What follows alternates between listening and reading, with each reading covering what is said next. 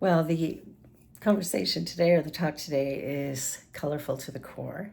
And I think each one of us is unique and special. We're all born with a little unique something that is ours alone. And as we begin to celebrate that and really acknowledge it for all that it is, we start to see how life flows with a greater sense of ease and grace, with a greater degree of comfort.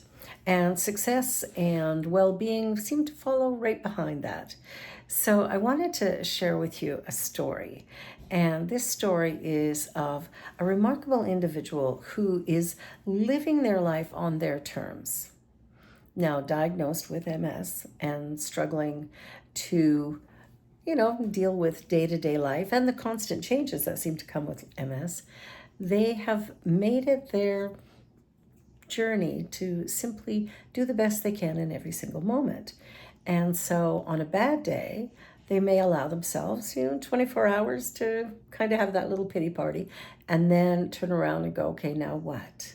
Now what? What can I create? And what's interesting is that this individual has this really positive attitude about, what is. I can't change what is. So I may as well find a way to accept it, to live with it, and to move forward from it. So I love that story because here is somebody, even when doing their doctorate, they had a time of being blind and actually asked their professor if the professor would please read the exam to them so that they would be able to answer the questions. And they managed to pass with really high marks. The journey that we're on and the way that we live it is really unique to us. And when we consider that each one of us is born unique and special, we start to acknowledge that it's not that I have to be better than somebody else or the same as somebody else, but rather I am my own person. I'm a unique individual, a unique individualization of the infinite creative potential of the universe. And as I start to understand that or comprehend that, I start to see what life could be. What it could be. Now, it might not be there yet, but the reality is that if I can really sit in what is, accept each day as it comes, and instead of judging it bad or wrong, simply sit in the experience of, now what? It is in the now what that there's a bit of curiosity, there's a question that could be really, really powerful and positive moving forward. So life is flowing in ways that, sometimes we have no idea where things are going, and that's okay. Because truly, how could we know? But what I love is that when we come to accept that there's only one of me, and the way I'm created is perfect, right? I was created to bring something into this universe at this time, something that assists in the expansion, the growth, the creation of consciousness here on planet Earth. And so what I bring matters. And being able to really acknowledge that and get excited about that and allow that to be what, we're really striving for. So sometimes, unfortunately, sometimes we are striving to be acceptable to others. And it's not that that's a bad thing, but if it means that I can't be myself, then it starts to cause problems. See, if I'm trying to please you and I have to go against my own values to do that, that is a fail on my part. But most of us do it at some point in time or another. I know I've done it many times over. So what is it that we really want out of life? What is it that we'd really like to create? And we think about the other idea of colorful. What I love about that is that each one of us has a unique way of speaking, of seeing the world. We have a unique way of perceiving the conditions around us. We have a unique way of dressing and showing up in the world. Our food choices might be unique to us. And whatever it is, if we can come to a place of accepting that, that makes all the difference in the world. Now, one of the things I've run across quite a lot in my ministry is people who have these remarkable gifts, but turn around and take that remarkable gift that they have, and they set it aside because for them it's really easy. And so there's the perception that if it's easy for me, it's easy for everybody. But what if it's not? What if easy is only easy for us because it is our natural creative expression? What if what's easy for me means that that's for me to do? Because I can do it easily and comfortably. There's a part of us, I remember it years ago for myself even going, oh, it's so hard. This is so hard. That is so hard. And, in this teaching, we talk about our words have power. And if I'm talking about how hard everything is, if I have a belief that somehow everything is hard and difficult, if that's the languaging I'm sending out, if those are the thoughts that I'm thinking, if that's what I believe, then I'm going to end up experiencing things that match that idea. Now, do I want my life to be hard? No, I want it to be comfortable, easy, joyful. But if in my mind I go, oh, this is so hard, then I begin to move things around me in such a way as to satisfy that belief. So the universe only ever says yes. And because it says yes to me, what is it saying yes to? And what I love this month, of course, this is Pride Month, and today is Pride Sunday. And so when I think about pride, I'm thinking about my own unique expression, right? What is mine to do? What is yours to do? And if we can begin to honor each person's individual path, if we could honor each person where they are, as they are, what happens is we start to create a more peaceful and sustainable way of living in our world. We see a lot of chaos these days. There's lots of wars going on around the world, some of them more extreme than others, some of them getting more attention than others. And we look at that and go, well, how does that happen? Why is that the case? And, well, I'm not going to guess as to why that's the case, although I have my own feeling about it and what it might be. Here's the thing. You were created unique and special. You were created as one of a kind. Now, even if you're a twin, you're still one of a kind. Because even with twins, there's not exact sameness. How do I know that? Well, I have a twin brother and sister. They're the youngest of my siblings. And my brother has twin daughters. They're very different from one another. And then we have numerous friends who've had twins. And again, you can start to, you might not be able to tell them apart very easily when they're first born, little babies, but as they begin to show who they are and show their personality and the things that they really love, you start to see how unique and remarkable they are. The mistakes that we often make is instead of sort of celebrating the uniqueness of each individual, we, as a parent, for example, if we have, let's say we have 4 kids and we want to treat all of them the same. Have you ever heard a parent say that? I treat all my kids the same. Well, that's a huge red flag because your children are not all the same. And so all the same things are not going to work for all of the children. Might work for one, might work for 2, might work well in a sense, but in the long run, somebody's getting left out. So what do? I know for me as a parent, it was a bit of a challenge when I came to realize that I had to parent my youngest son very differently from his older brother. I had no idea. I didn't know. But as I started to do that, I started to realize the value of it. You see, if I could see each of them as individuals, if I could see each of them as perfect, whole, and complete, unique expressions of the one divine energy, if I do that, then not only am I experiencing who they really are, possibly, but they get to see what it feels like to be accepted as they are, where they are. It's a powerful thing. It's a really powerful thing. The journey that we're on is really a lifelong journey forward, journey into the unknown. Because we don't know what tomorrow's going to bring. We don't even know what next week or even the next hour, what that's going to bring. Things change. And especially in the world where there are big events that are going on. What is it that I'm doing? How am I being? What can I do different or better? You see, life's happening, whether I like it or not. Life is happening. And it's happening so beautifully. It really is remarkable. I'm so filled with joy when I think about the work that we do and the way that we do it. See, life is just life. It's a journey. And it's a journey without a destination.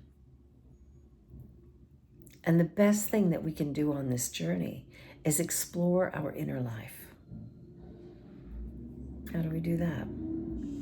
Well, as we've talked about many times in these services or classes, taking time in prayer is important.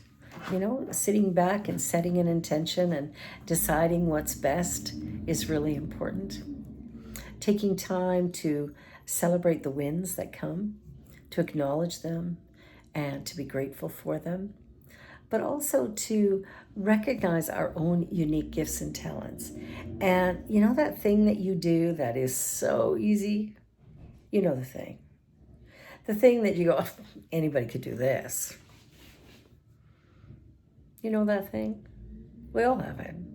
We all have a little something, something that's just really unique to us, that's super easy for us to do.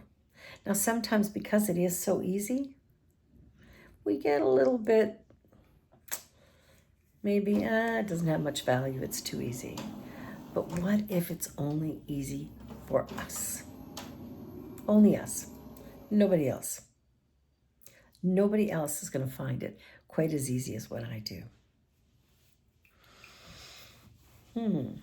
So, when I think about my life journey, I think about the ups and downs and the challenges I faced throughout the years. And a lot of those challenges came out of my own resistance to be where I was, to do what was in front of me to do, and to celebrate moment by moment whatever was going on.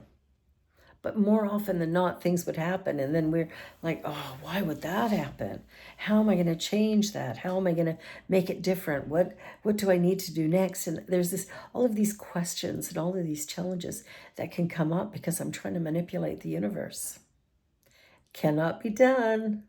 Just a heads up on that. Cannot be done. So where does that leave me? If I can't do the things that I think I want to do or I think might work for me or whatever, I can't do that, then how do I begin to create from a sense of real harmony and bliss and joy? How do I do that? How do I get there? And the bonus is you're already there. That within us is every single thing we will ever need. Nothing's been held back. Absolutely nothing. So when I sit in that and I go, wow, I know what it is I need. I know what is necessary to be fulfilling this. I know all of these things. And because I know them,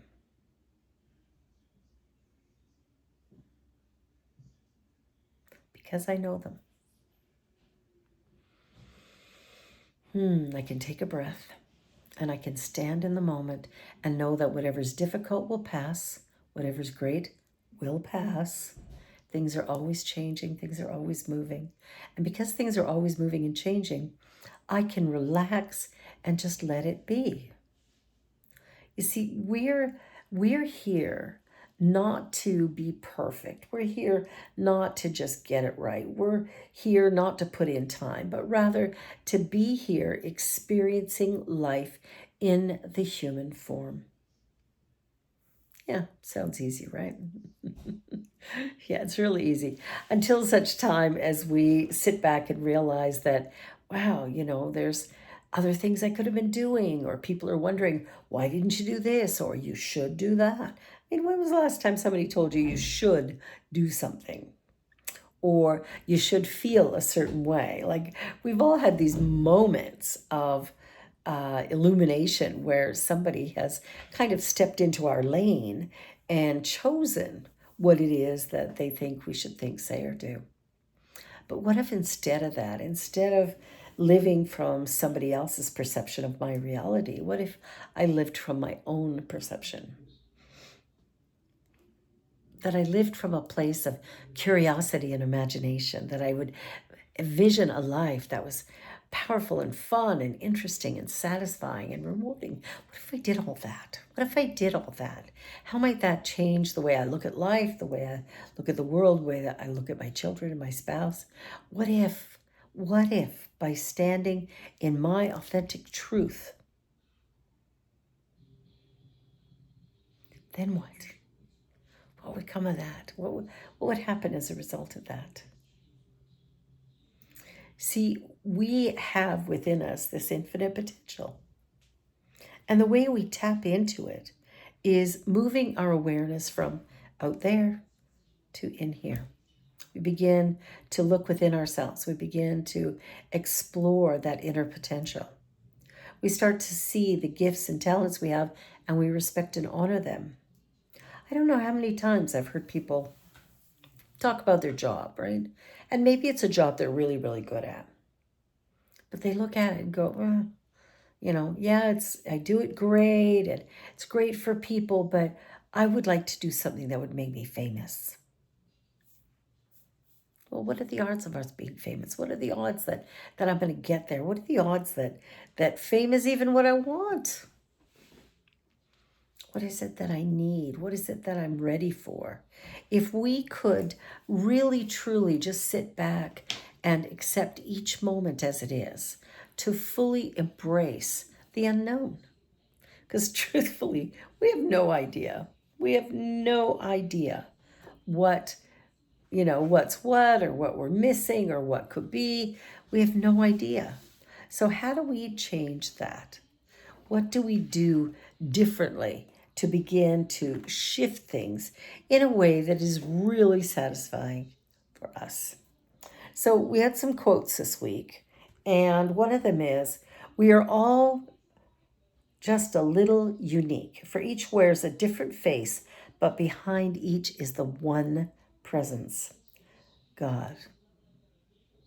Unity does not mean uniformity. Unity means that everything draws its strength, its power, and its ability from the one source. That's powerful stuff. That's powerful stuff. When we come to realize that this power that's in the universe is exactly what's built my body, it's the mind that I think with, it's the journey that I'm walking, it's everything that exists. And when I can relax into that awareness and understanding, I begin to see what is possible for me. So I wanted to share a couple more quotes with you. This one also is by Ernest Holmes. We are all just a little unique, for each wears a different face, but behind each is the only presence, God. Unity does not mean uniformity. Unity means that everything draws its strength, its power, and its ability from the one source. So that statement, that idea that everything I have need of, I get from this one source. I don't need to go somewhere else. I don't need to buy it or pay for it. All I need to do is acknowledge where it is. In the book, The Essential Ernest Holmes, it's written, incarnated within each one of us is not only a divine spark, or not only an incarnation of the living spirit of the cosmos, but a unique presentation of the cosmic whole. So a unique presentation of the cosmic whole. That also was written by Ernest Holmes. This next one as well, it's from the book 365 Science Mind. There's a pattern of God behind our personality, seeking unique expression through it. And this, too, we acknowledge, should surrender everything we are. For this surrender will not lead us away from reality. It's not an escape, but a revelation and instrumentation of something greater than we appear to be. Wow. So there's something about me that's far greater than I'm aware of. There's something about me that's far more miraculous or gifted than I even know. And if we can relax into that, it doesn't matter whether, we're a Mensa person or just your average Joe. The reality is that we have within us everything we need. That changes the game. That creates a great level of excitement and delight. The idea that God is within you and every living thing. Just let that settle. God is within you, just like every little thing. It changes how we look at the journey that we're on and the things that we do. And there's some questions that you could ask yourself as you explore over this week. How are you colorful to the core? And are you comfortable with it? Some people are very flamboyant and they dress in beautiful, bright colors and they're really excited about life and they laugh a lot and they speak loudly. And then there's others who are more quiet and subdued. So who's right? Both. Both are. What can you do to become more comfortable with your colorfulness and your uniqueness? So what can we do? I think part of it is really sharing our gifts and talents and then talking to friends and family about the talents that we have and what is their reaction, or talking to a complete stranger about what it might be.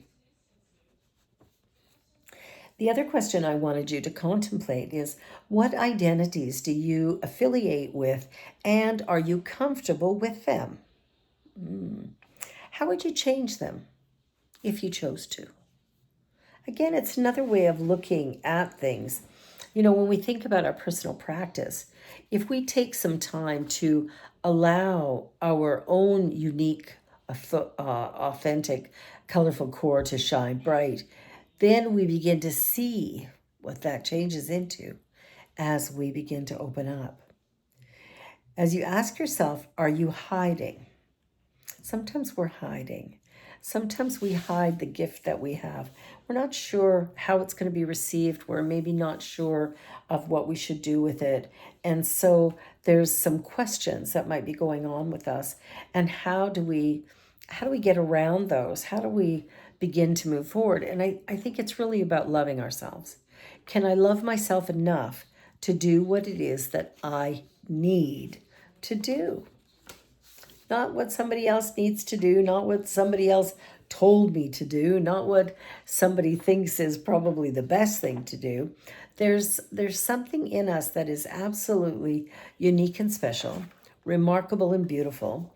And if we can just relax into that and then watch what everything does, watch how things unfold, we will soon start to see the difference. Many of you have heard of Ho'oponopono. It is a sacred Hawaiian prayer. And it's one of just this powerful, positive way of speaking truth. It includes 4 phrases that can have long-lasting effects of healing, clearance, and abundance. So the prayer is, I'm sorry. Please forgive me. Thank you. I love you. Yeah, pretty simple. But think about that for a minute. As we begin to speak about, wow, I love you. I forgive you. Wow, there's something in that energy that feels really, really good. So in the material for this week is, as we work on moving with holy boldness through this time of grand rising, a space of newness is being created. We're setting intentions for repentance, forgiveness, love, and gratitude. And we can begin by incorporating the sacred prayer into our spiritual practice. Prayer I sent you already. From there, listen up as it will be revealed through our chain. If someone comes up in your spirit to do this prayer with, notice and do not ignore it. And that's sometimes, the biggest challenge, right? How do I not get swallowed up in whatever's going on in any given moment? How is it that I manage to deal with or work through whatever's going on? So that's the journey that we're on. So, as we come to a conclusion here, what I would like to say is that you are enough, that you are created, unique, and special. There's something about you and something you bring into life at this time that only you can bring it. Okay? No one else can do what you do the way you do it in the manner in which you will. And so that's what I would like you to remember, that you are enough, that you are unique and special, that you are created perfect, whole, and complete, and that by living from that understanding, you free yourself from all the discord, disconnect of day to day living that can cause such great frustration. You really are remarkable. Thank you.